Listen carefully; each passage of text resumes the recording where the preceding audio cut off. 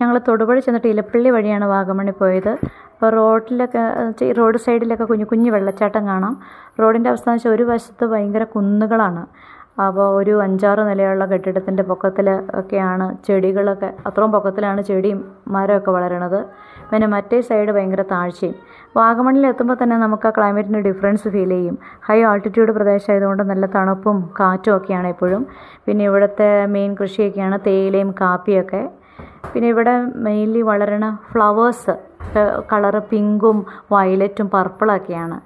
പിന്നെ traditionally feel ചെയ്യണ ഒരു മതിലുകൾ, കല്ലും കൊണ്ടുണ്ടാക്കിയ മതിലൊക്കെ കാണാം. പിന്നെ പോണ വഴി ഞങ്ങൾ ഒരു കുളം കണ്ടു. വലിയ ശാന്തമായിട്ടിരിക്കണ കുളമാണ്.